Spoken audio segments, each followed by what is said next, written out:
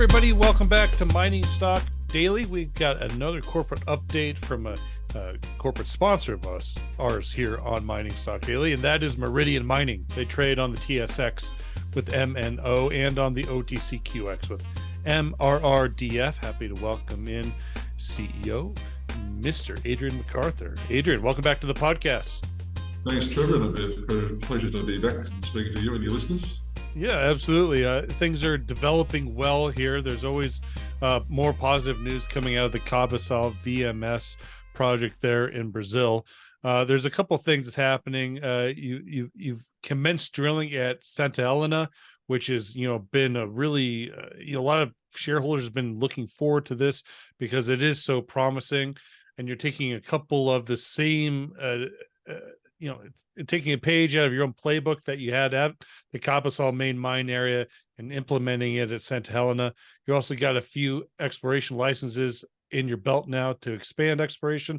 But let's start with Santa Helena and getting work, the nuts and bolts of exploration work really going there at the deposit.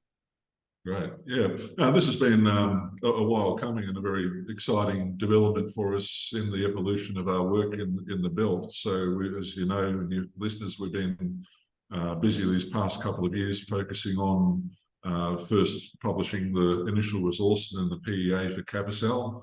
Cabaçal is a very large, extensive deposit, and we're still in the midst of drilling and defining that, and we'll update our resource and PEA in the fourth quarter of this year. But obviously a lot of investors and the team itself here have been keen to develop the broader frontier of the belt and understand what we have in front of us in terms of other projects. Santa Helena was the other historical mine that operated here. It was a selective underground high-grade zinc, copper, gold, silver mine.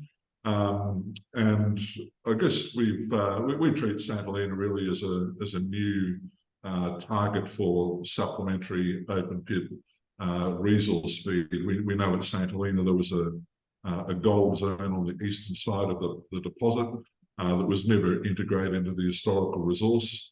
We've got a bit of work to do there to do some validatory drilling, a few twin holes just to check the old data set. That's part of the 43101 process. But in addition to that, we've got a range of geophysical conductors targets around the old workings, and we see in many mines around the world deposits start with one known limit and then gradually expand and build as we define other shoots, other offsets. So we were looking forward to seeing what Santa Helena has to offer for exploration upside in the belt, and really we think it'll be the first of a range of satellite open pit targets to supplement Cabaçal. Yeah, absolutely. So you're going about kind of a combination. You have these vertical holes drilled for the deposit here to kind of back up some of the historical work, but you're also doing some angled work, and you were really successful with the angled drill holes over at Cabaçal to really open up that gold print that was somewhat unknown.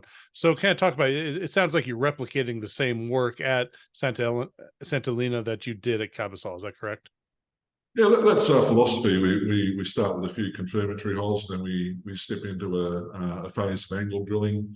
When we started Cabaçal, the deposit had been sparsely drilled and in its extensions, and we found with our angle drilling program there, we started to hit significant gold mineralization that had simply been overlooked in the wider spaced historical grid, which was dominantly governed by vertical drilling. And we see the same at Santa Helena. So very much so, the interesting part will be, can we recognise that same gold overprint? We've seen some encouraging signs of it from some of the old photos that show very similar veins from the old mineral system there. But the bulk of the drilling there, a bit like Cabaçal, was done with vertical holes.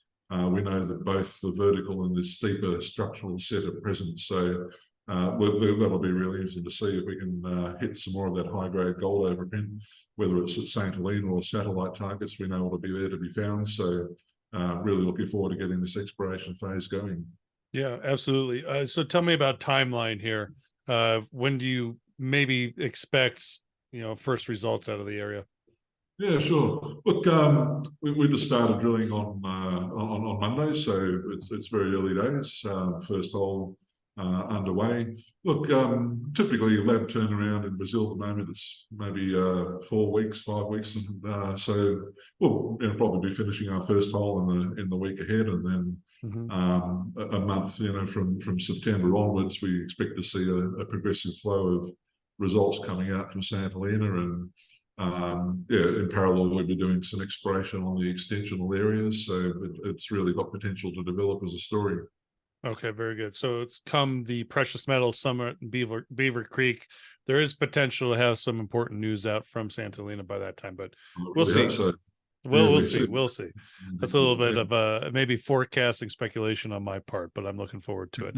All right, Adrian, let's talk about the other news item out of this news release. Was you received some exploration licenses for a couple. Well, shareholders knew of these areas or have known of these areas, but it really hasn't, made important news lately. So there's I think I saw 3 different zones that are finally going to get some love and attention. Yeah, look, that's correct. We've got at Cabasal a VMS belt that extends over 50 strike kilometres, but there's a range of steps to go through in terms of getting exploration programs permitted and running in the belt, in the broader belt.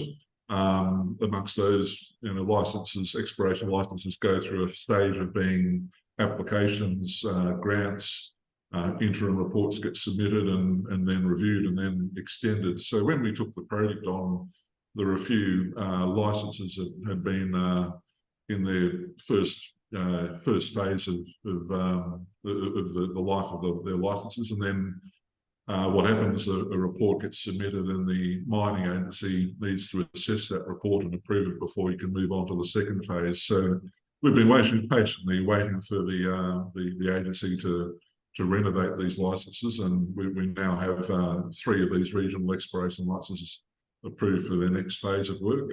In parallel with that, we need to go through a licensing stage with the environmental agencies, which requires landholder engagement agreements, proposals presented. In cases, in parallel with that, some of the certain bits of paperwork are required.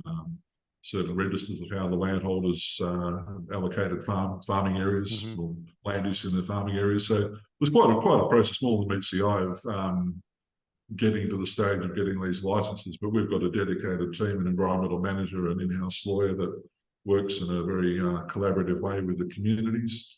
And we're pleased to say we've signed up another 10 farms which have been permitted now for exploration, and we've got a range of agreements in place that are still waiting on a little bit of paperwork, but will continue to expand our footprint. So in a nutshell, the take home is at Santa Helena, we've got a target called Alamo, and with these newly granted permits, we've got access now to a 2-kilometre strike extension of the Santa Helena trend moving to the east. In this area, it's quite interesting. We know that BP Minerals did some historical soil sampling, but basically they got to a point where their own activities paused back in the 80s and 90s. So we have areas where soil anomalies remain open, areas where there's airborne geophysical targets that have never had a phase of ground follow-up work. So really, the question is, what more is there to be found to the east of Santa Helena? So the Alamo target, that's one of the areas to the southeast. The other area, we've got an area called Cigarra. That's Portuguese for cicada, an insect. So, but it's an area where there's been a lot of alluvial gold found in the drainage systems, and that's one of the first things that gets your blood flowing as a geologist. If you're seeing signs of alluvial gold having been shed into the drainage systems, there's obviously a source there somewhere in the catchments. So, along with base metal anomalies. So again, it's an area that historically BP Minerals did a bit of exploratory work on, but never drilled any drill holes. So we're opening up a new frontier to the northwest of Cabasal with this Cigarra target. We've got the Alamo target. And in addition, with the new rig coming, that'll give us flexibility in accessing an area to the southeast of Cabasal we call Chiquito. That's an area previously called C2A, but the topography there is quite, in places, steep and hilly, and we need this new rig that we've got working at St Helena. It's a hand portable rig, so you can take it to areas where the terrain is a bit steeper and much easier to place the rig and access some areas we simply haven't been able to drill before with the same rigs we use at Cavasal. So we're really opening up fronts northwest of Cavasal, southeast, and now a long strike from Alamo. So it really lays the foundation to start to move more aggressively with our geochemical, geophysical programs and develop new drill targets. Very good. I want to kind of open up this conversation about the relationship with the local farmers, and obviously that's always ongoing. And it sounds like, just given the licenses that you just were granted, that it seems very positive. But it is this relationship with the farmers, with the historic Cavasal project. I'm assuming that those relationships go all the way back to the BP Minerals days as well. Can you talk about those? I mean, I guess it's more of a legacy relationship. How do the local communities welcome this, new exploration with Cavasal? Yeah, sure. The community is a critical part of working in the region, and this we purposefully have dedicated staff members that are focused on the community relationships. The process works simply by meeting, greeting, informing of the company's plans and programs, explaining a little bit about the exploration methodology. It starts off with very light reconnaissance work, areas that simply require soil sampling, geophysics, things that don't cause any disturbance to the ground. Over time, we develop more discrete drill targets. So it's partly just explaining the process to the newer farmers in the region who perhaps haven't seen that.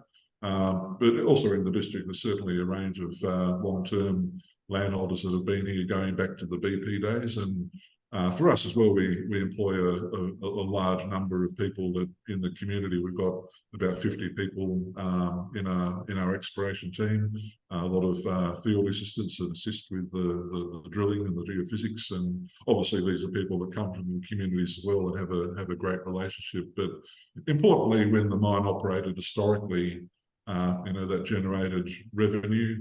A percentage of the contracts that are signed flow directly back to the community. Landholders, if something's discovered and developed on their land, they're entitled to a royalty. So I've found in the many countries that I've worked in around the world that in Brazil there's a very good understanding of the contribution that mining can make. We've got a very careful, responsible approach to mining. We go in and rehabilitate the areas that we work in. We've had other projects in the state of Rondônia, for example, where environmental teams done an excellent job of rehabilitating old mine sites and returning them to the community. So, look, the relationship with the community, unless you've got the community on side, you can't move forward through these things. So we're really happy with the reception that we've had and the relationship that we've got with our supporters. I thank the community very much for making us feel so welcome in the district. Very much so. Okay, Adrian, let's leave it at that, because you and I, we're going to be touching base probably at the Precious Metals Summit in just about a month's time, and so there's going to be, I'm assuming, some news in between then. We'll be catching up on. Till then, stay safe on the ground. You are on site there, I might add, and so hope everything goes well and safe travels to you. Thanks very much, Trevor, and thank you to your listeners.